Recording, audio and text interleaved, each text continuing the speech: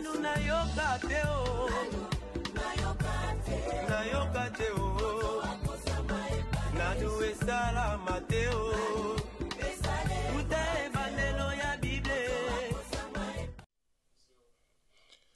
Très chers frères et sœurs en Christ à travers le monde, je vous salue au nom de notre Seigneur Jésus-Christ.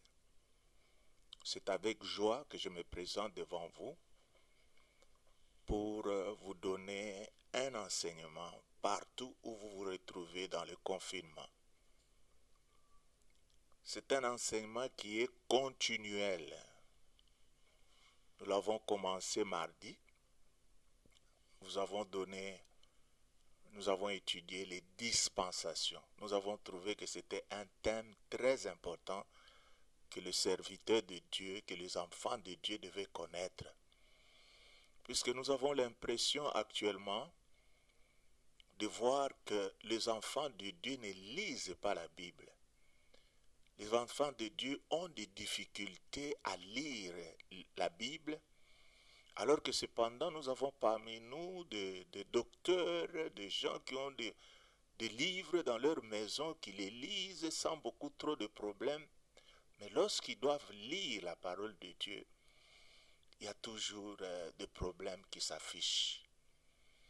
Alors nous avons compris que si les enfants de Dieu ne lisent pas la Bible comme il faut, c'est puisque les enfants de Dieu ignorent que la Bible est divisée en 7 âges ou encore en 7 dispensations, encore en 7 époques. Nous devons savoir cela afin que nous puissions savoir nous situer dans quelle époque nous sommes. Et si nous nous situons dans cette époque, nous allons maintenant commencer à apprendre aux enfants de Dieu les choses de cette époque. C'est-à-dire, quand nous ne savons pas nous situer, ça devient un grand problème. C'est comme quelqu'un dans le monde qui pouvait s'habiller à la manière des gens qui vivaient en 1940. Et s'il s'habille dans cette période, je crois que lorsqu'il va marcher, tout le monde le trouvera ridicule. C'est la même chose aussi dans la Bible. Lorsque nous ne connaissons pas la période dans laquelle nous nous trouvons, nous serons toujours dans des problèmes. Alors, la fois passée, je vous ai dit que nous avons 7 périodes dans la Bible que nous avons mentionnées. Nous avons mentionné la période de l'innocence. C'est ça la première période. La deuxième période, c'est la période de la conscience. La troisième période, c'est la période du gouvernement humain. La quatrième période, c'est la période de la promesse.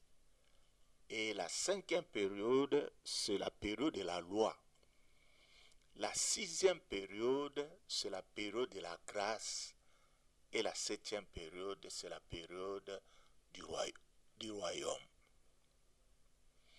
Ainsi, nous avons voulu vous montrer que la période de l'innocence, c'est la période de la création.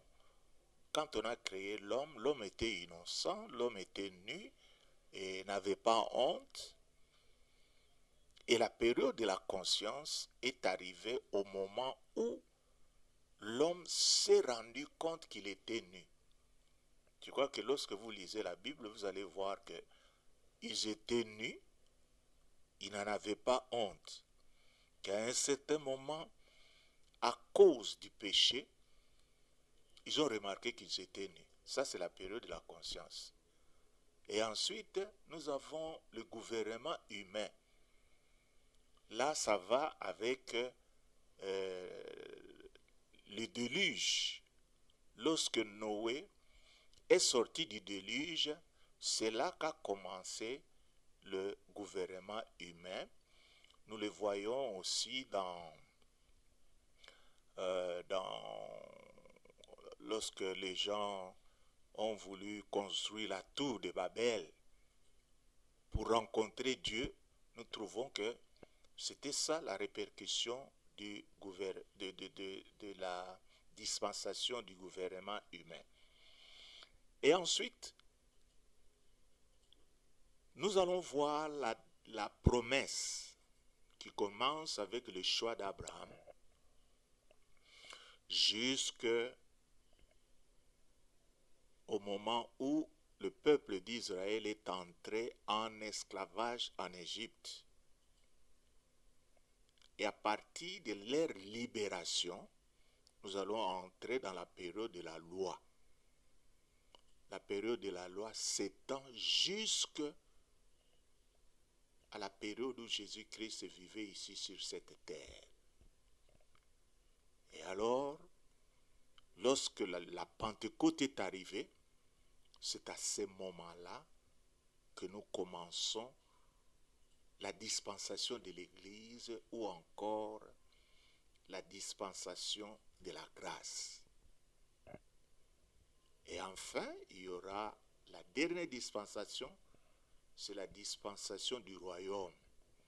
Là où le monde sera jugé, là où le monde sera transformé, et là où nous allons vivre éternellement dans les mains de Dieu. Donc si nous pouvons dire clairement, nous nous trouvons dans la dispensation de la grâce. C'est-à-dire, nous devons d'abord savoir quand commence cette dispensation et quand cette dispensation prendra fin. Alors, lorsque nous connaissons le début de cette dispensation et sa fin, eh bien, cela pourra donner, même aux serviteurs de Dieu, de savoir sélectionner la matière à enseigner aux gens qui vivent dans cette période de la grâce. Puisque actuellement, nous voyons qu'il y a une confusion. C'est comme si aujourd'hui, dans certaines églises, on est en train de leur prêcher sur les choses qui concernent la dispensation de la loi, alors que nous n'en avons pas besoin. C'est ce qui fait qu'aujourd'hui, vous voyez un groupe de serviteurs de Dieu en train de prêcher sur le sacerdoce, en train de prêcher sur les vêtements sacerdotaux, en train de prêcher sur les sacrifices, comme si ces choses étaient importantes pour nous qui vivions dans cette période. Non. Nous sommes du temps du Saint-Esprit. C'est-à-dire, beaucoup de gens devaient développer leur prédication sur le Saint-Esprit. C'est pendant cette période que les gens doivent connaître le Saint-Esprit à fond, connaître ses dons, que les gens expliquent les dons du Saint-Esprit, puisque l'Église ne peut marcher qu'avec le Saint-Esprit. Mais aujourd'hui, c'est vraiment malheureux. Hein? Nous allons bientôt commémorer la Pentecôte. Et vous allez voir que même dans certaines églises, il y a beaucoup de gens qui vont oublier le jour même de la Pentecôte. Il y en a qui vont prêcher d'autres messages plutôt que de prêcher le Saint-Esprit. Alors mes frères et sœurs, je veux vous dire que nous ne devons pas prêcher n'importe quoi. Nous sommes de la dispensation de la grâce. Il y a de la matière qu'il faut explorer. Nous, en tant que serviteurs de Dieu, nous devons chercher cette matière, en faire une prévision pour montrer aux jeunes gens que nous sommes en train d'encadrer dans nos églises les choses les plus importantes. Ce n'est pas un temps de la distraction. Nous sommes à l'avant-dernière génération de la dispensation de la grâce. Donc, dans quelques moments, nous allons recevoir, nous allons entrer dans la dispensation du royaume, Et alors, si nous ne sommes pas bien préparés, ça sera vraiment malheureux. Et maintenant, je vais un peu vous dire quels sont les enseignements que nous devons donner en ce moment. Je vois que la plupart des gens sont distraits par les enseignements sur la prospérité, les enseignements sur beaucoup d'autres histoires. Hein. Dans beaucoup d'églises, il y a des gens qui mettent l'accent sur comment recevoir les bénédictions de Dieu. Je sais que Dieu bénit, mais ce n'est pas ça l'essentiel que nous devons présenter aux gens. Aujourd'hui, j'aimerais vous donner les éléments sur lesquels nous devons nous baser pour enseigner le peuple de Dieu pendant cette période.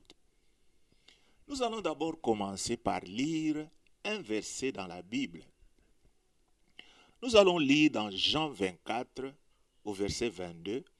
Et là, je vais vous montrer Jean 4, 22. Et je vais vous montrer la profondeur de ce qui est dit ici dans l'évangile de Jean. Dans Jean chapitre 4, le verset 22, on nous dit, « Vous adorez ce que vous ne connaissez pas. Nous adorons ce que nous connaissons, car le salut vient des Juifs. » C'est un verset trop simple, mais un verset qui dit beaucoup de choses. Vous adorez ce que vous ne connaissez pas. Nous adorons ce que nous connaissons, car le salut vient des Juifs. Qu'est-ce que cela veut nous dire? Que nous avons des adorateurs. Il y a des gens qui sont en train de présenter une fausse adoration. C'est-à-dire, ils sont en train d'adorer ceux qui ne connaissent pas. Pourquoi on dit qu'ils sont en train d'adorer ceux qui ne connaissent pas? Puisqu'ils ne connaissent absolument rien sur le salut qui vient des Juifs. Qu'est-ce que cela veut dire? Que si nous voulons bien adorer, la première des choses que nous devons faire, nous devons bien connaître l'histoire du peuple juif. Cependant que cette histoire se trouve dans la Bible. Mais je peux vous dire aujourd'hui que dans le monde d'aujourd'hui, vous pouvez voir des serviteurs de Dieu qui sont là en train de parler de Jésus-Christ, mais qui ne connaissent absolument rien au sujet de ce salut qui peut venir de Juifs. La Bible nous présente ce peuple. Il est très important que nous puissions lire ce que la Bible nous dit au sujet de ce peuple. La Bible nous donne des thèmes. Les thèmes principaux que nous devons connaître si nous voulons vraiment être les gens qui sont dans la dispensation de la grâce. Alors, qu'est-ce qu'il y a? Qu'est-ce que nous devons connaître comme enseignement de base d'abord? Nous devons montrer aux gens l'histoire de la création. Je sais que beaucoup d'enfants de Dieu ont des problèmes sur ça. Lorsqu'on leur posera la question sur la création, je crois que ça ne leur dit absolument rien. Aujourd'hui, tout le monde connaît Jésus, c'est tout. Tout ce que je suis en train de vous dire, les enfants de Dieu ne veulent pas faire des efforts pour rentrer maintenant dans l'histoire du peuple juif et essayer maintenant d'avancer pour atteindre maintenant Jésus-Christ. Aujourd'hui, quand quelqu'un fait un faux pas écrit Jésus, donc le nom de Jésus-Christ, on l'écrit partout, mais je vous dis que le nom de Jésus-Christ a un commencement. Et ce commencement, je crois que tout enfant de Dieu doit bien le comprendre. Donc, la Bible s'ouvre par la description de la création de l'univers, la création de la terre, la création de la vie de l'homme. Donc, la Bible c'est un livre qui s'ouvre dans ces chapitres de Genèse avec Dieu. C'est-à-dire Genèse commence avec Dieu et poursuit des étapes successives et se termine par la création de l'homme. Ça, c'est la matière que nous devons apprendre. Moi, je dirais que je dois glorifier Dieu puisque nous, quand nous grandissions à l'école, nous avions une branche qu'on appelait l'histoire sainte. Dans cette histoire sainte, nous, depuis notre tendre enfance, on nous a appris la création du monde et toutes ces choses. C'est pourquoi, lorsque nous nous sommes retrouvés dans la vie chrétienne, nous avons excellé. Mais il y en a qui n'ont pas excellé, qui sont en train d'aller d'hérésie en hérésie, puisqu'ils ne connaissent rien sur la base. Nous devons savoir sur la création de Dieu. Et ensuite, le numéro 2, nous devons aussi savoir si les promesses que Dieu a faites à Abraham. Là, c'est ce que nous lisons dans Genèse chapitre 12, du 1er au 3e verset. La Bible nous dit ceci.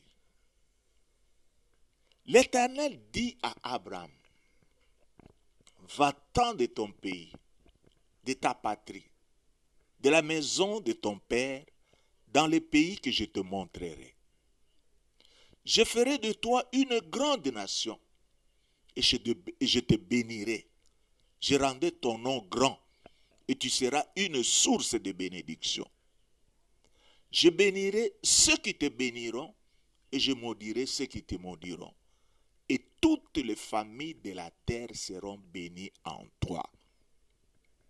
Aujourd'hui, il y a beaucoup de gens qui ne connaissent rien du tout sur Abraham. Et ils prétendent être des enfants de Dieu. Moi, je vais vous dire quelque chose que j'avais remarqué en Afrique de l'Ouest, puisque je viens du Togo, là où j'ai fait mon master en théologie.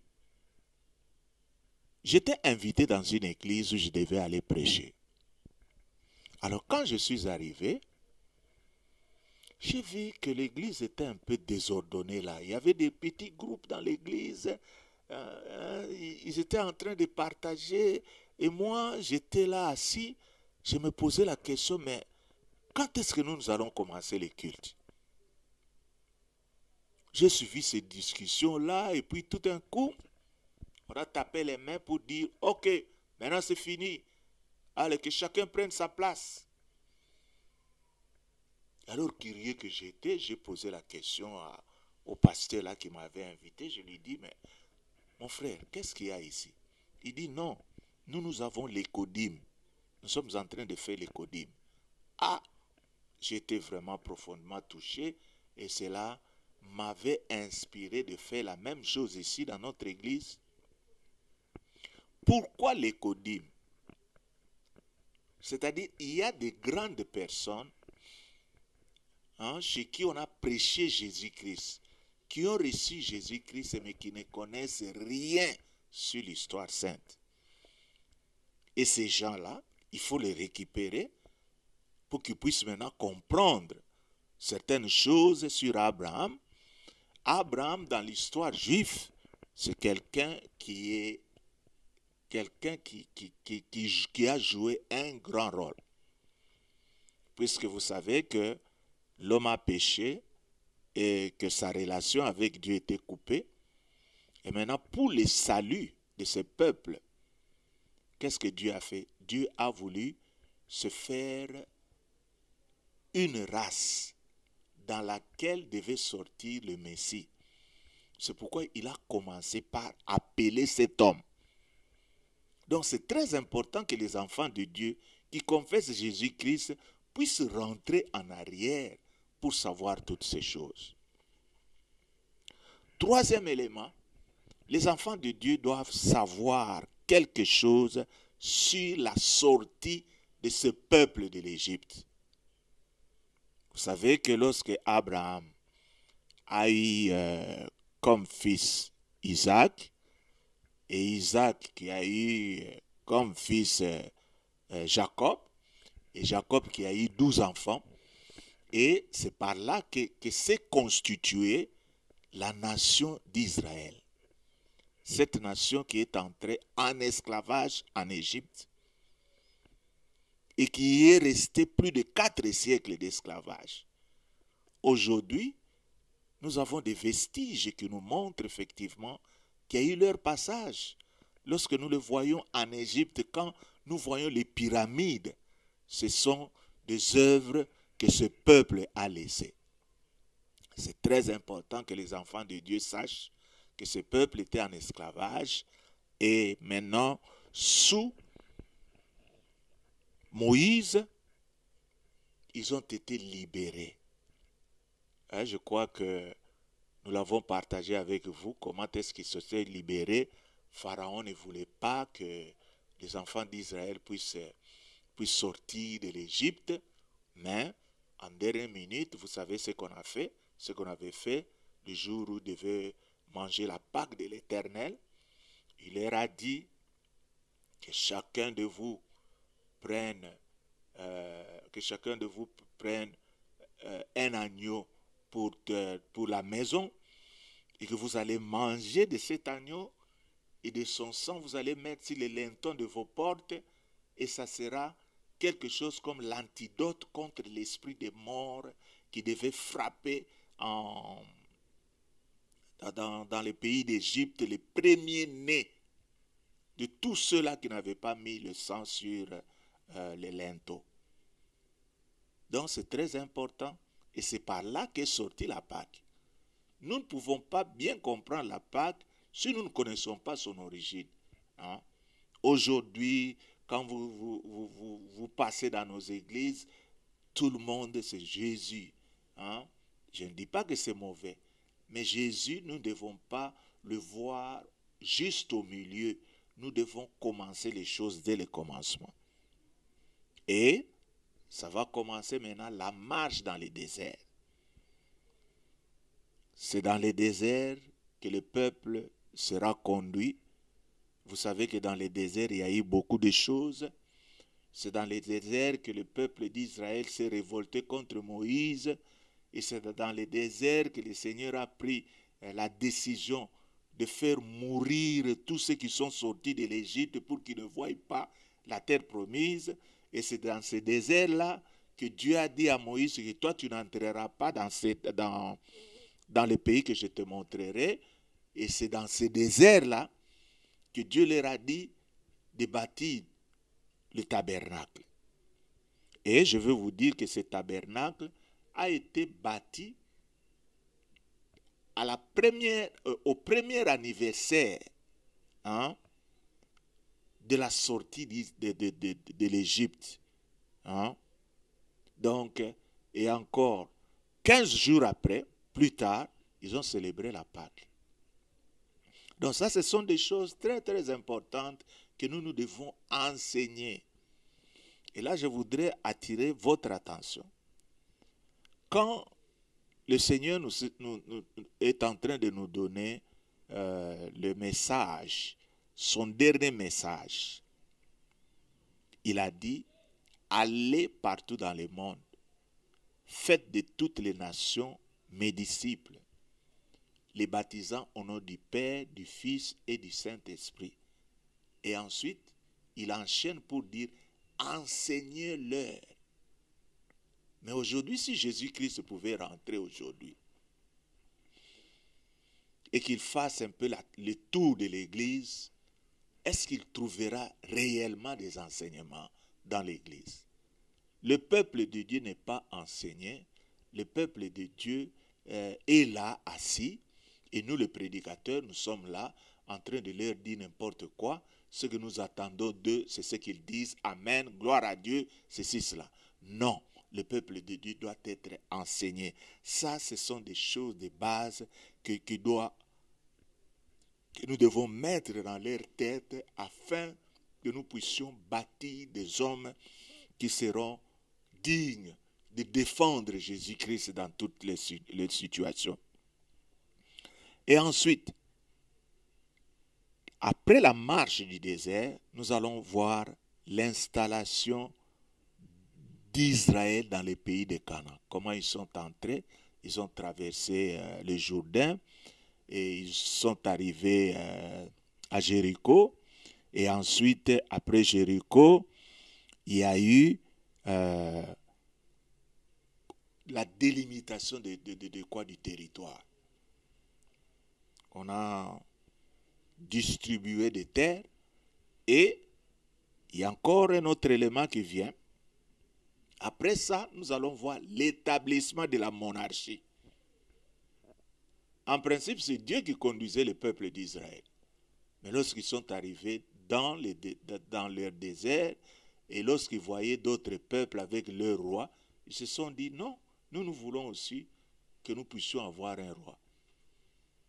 Alors Dieu ne voulait pas, au début Dieu ne voulait pas qu'il puisse y avoir un roi, puisque c'est lui qui les dirigeait. Il les dirigeait dans les déserts, sous le nuée le jour et dans la colonne de feu la nuit. Mais comme ils ont voulu, eh bien, on a dit à Samuel, cherche-leur un roi. Alors c'est ainsi que le peuple d'Israël a connu comme premier roi le roi Saoul. Le roi Saoul qui était désobéissant, il a été remplacé par David, et David aussi qui avait un fils qui s'appelait Salomon. Sous le règne de Salomon, Salomon dirigeait très bien, c'était le roi le plus sage, mais maintenant qu'est-ce qui est arrivé? Salomon ne marchait plus dans la voie de Dieu. Salomon aimait beaucoup de femmes. Il en avait plus de 1000. Alors cela avait déplu à l'Éternel. Et comme l'Éternel avait eu une alliance avec David son père, il a dit, bon, je ne le ferai pas maintenant, mais à cause de cette alliance que j'ai avec le père, son père David, je vais faire quelque chose après sa mort. Et lorsque Salomon est mort, il y a eu le schisme, c'est-à-dire une division. Et ce royaume s'est divisé en deux. Le royaume du nord, qui est appelé le royaume d'Israël, et le royaume du sud, qui est appelé le royaume de Juda. Hein? Et ainsi de suite. Et nous allons voir que ces royaumes se sont dirigés, chacun de sa façon, avec ses rois. Il y avait le roi d'Israël, le roi de Juda. Eh bien, nous remarquons que en Israël, il y avait des mauvais rois qui n'avaient pas l'onction, puisque l'onction était descendue à Jérusalem. Donc, il y avait 10 tribus pour Israël et 2 tribus pour Juda. Mais eux ont eu ce privilège d'avoir Jérusalem comme capitale. Et c'est comme ça qu'ils se sont développés jusqu'à atteindre la captivité. C'est-à-dire ce peuple ne marchait pas dans la volonté de Dieu. Et qu'est-ce qui est arrivé? Dieu leur a dit, maintenant, je veux susciter un peuple qui viendra, il vous prendra, il va vous prendre en otage et vous serez leurs esclaves.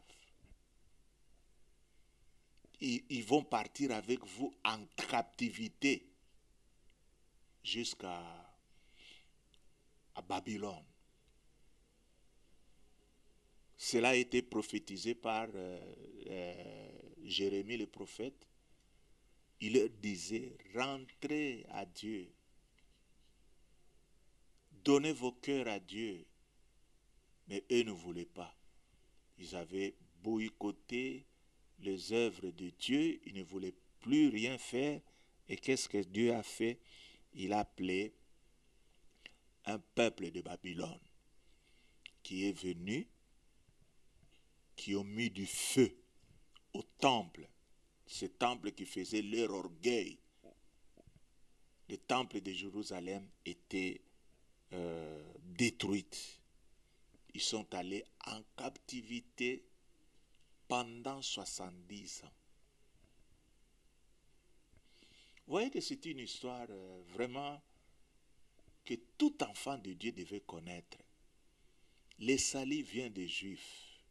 Nous devons connaître cette histoire des Juifs, puisque dans tout ce que je suis en train de vous lire ici, hein, vous allez voir que dans l'Ancien Testament, Jésus-Christ est représenté aussi. L'Ancien Testament est la préfiguration de Jésus-Christ. Mais aujourd'hui, nous voyons que dans nos églises aujourd'hui, il y a des gens qui parlent de Jésus-Christ, mais qui ne connaissent pas comment est-ce que Jésus-Christ était peint dans l'Ancien Testament. Et ensuite, nous allons voir le retour de la captivité, puisqu'il a été dit que vous serez captifs pendant 70 ans. Comment est-ce que Dieu a opéré ce retour? Nous allons lire dans Esdras au chapitre 1er et nous allons voir comment est-ce que ce peuple est rentré de la captivité. Hein? Ils se posaient des questions parfois parmi eux. Ils voulaient savoir comment est-ce que nous pouvons rentrer dans notre pays. Est-ce que nous avons l'armée qu'il faut? Mais Dieu, comme c'est un Dieu du courant prophétique, Dieu lui-même leur avait dit que moi, quand j'ai dit, je vais le faire. Hein? Esdras au chapitre 1er, nous lisons du 1er verset au 5e verset. La Bible nous dit ceci. La première année de Cyrus, roi de Perse, afin que s'accomplisse la parole de l'Éternel prononcée de la bouche de Jérémie, l'Éternel réveilla l'esprit de Cyrus, roi de Perse, qui fit faire de vive voix et par écrit cette publication dans tout son royaume. Ainsi parle Cyrus, roi de Perse.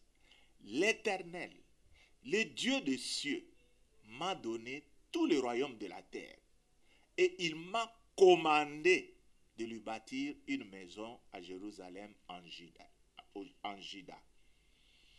Qui d'entre vous est son peuple? Que son Dieu soit avec lui, et qu'il monte à Jérusalem en Judée et bâtisse la maison de l'Éternel, le Dieu d'Israël.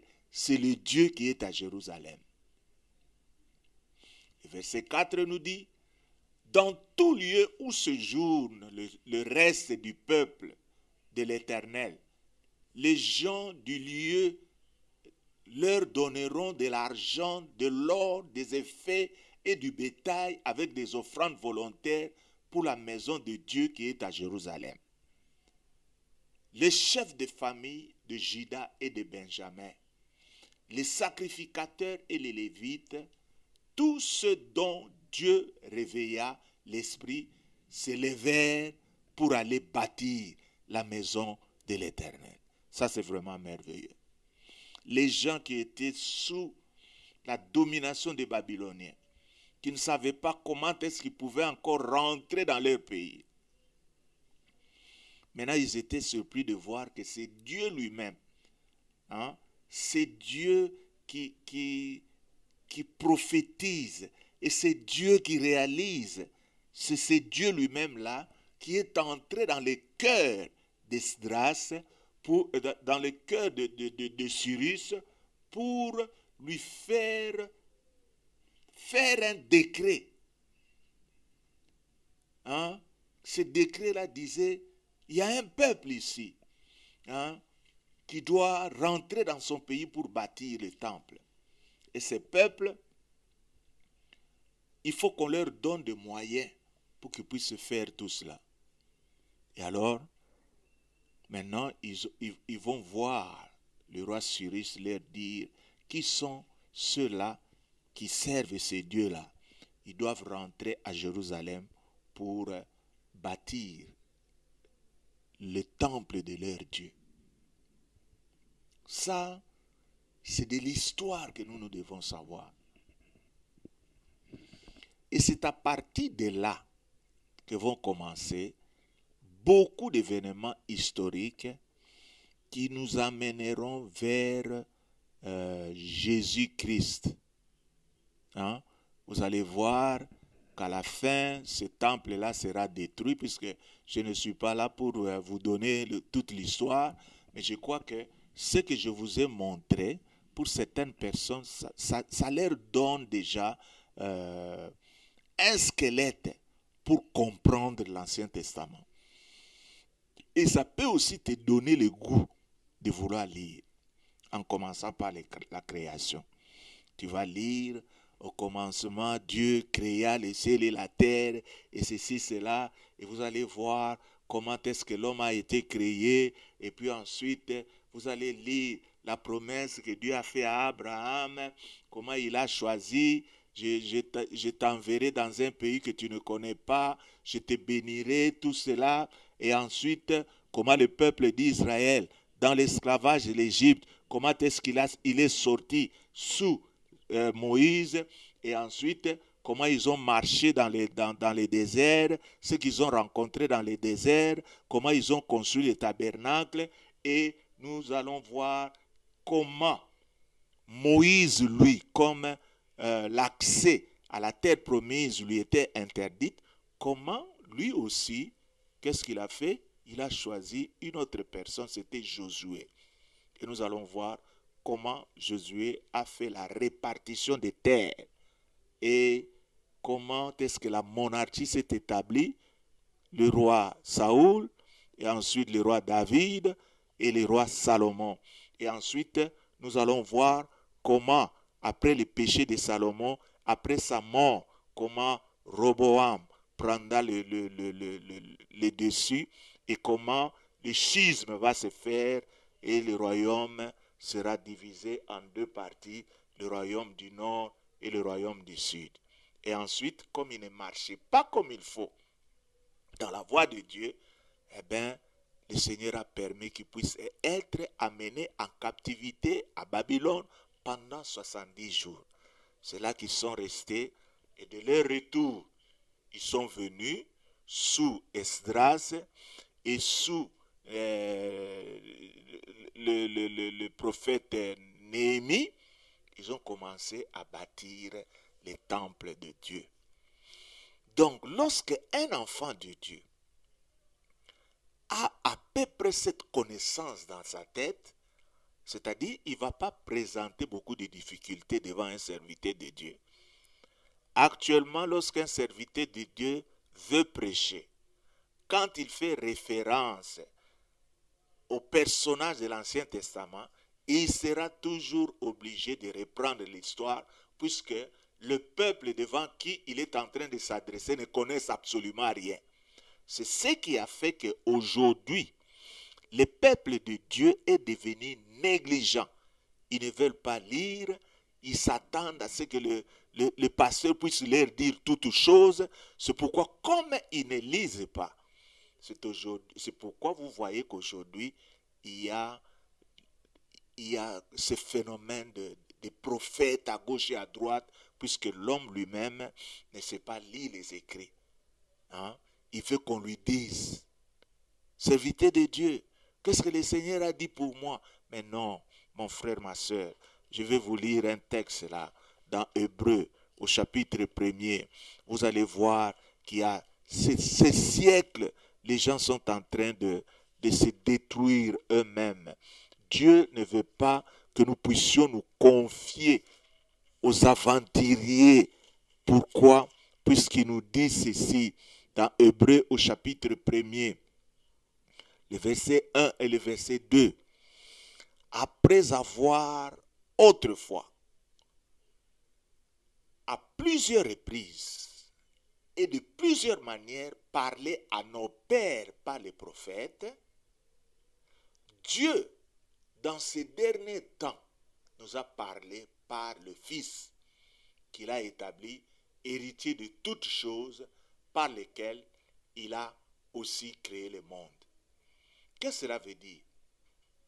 Dans notre temps, ce n'est pas un temps où nous avons besoin de prophètes. De notre temps, nous sommes nous-mêmes le prophète de nous-mêmes. Pourquoi? C'est puisque nous avons sa prophétie entre nos mains. C'était dans les derniers temps où lorsque le peuple avait un problème, il allait devant les sacrificateurs pour qu'ils puissent lui dire ce qu'il doit faire. Mais aujourd'hui, ce n'est pas le cas. Nous avons le Fils. Le Fils, c'est la parole de Dieu. Donc, c'est ces moments que les enfants de Dieu doivent apprendre à lire, à connaître ce qui est dans la Bible.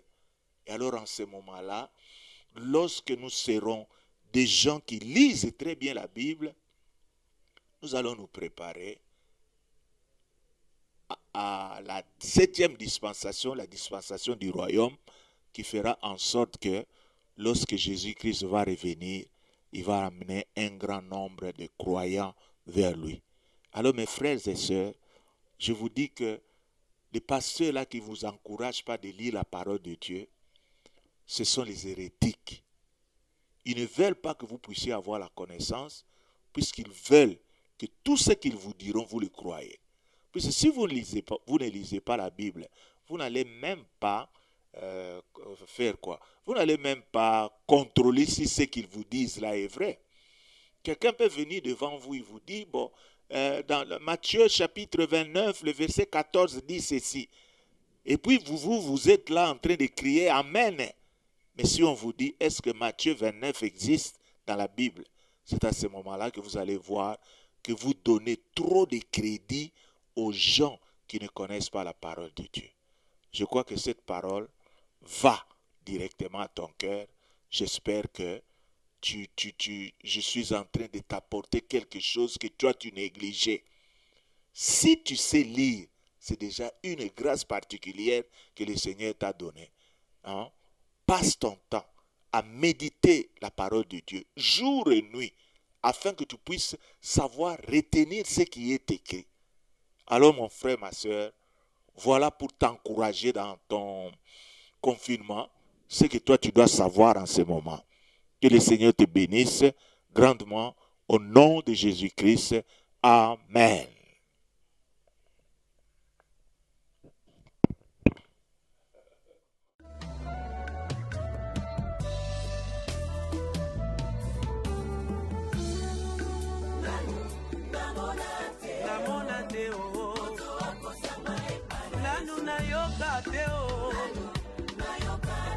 Nayoka te o, nanu esala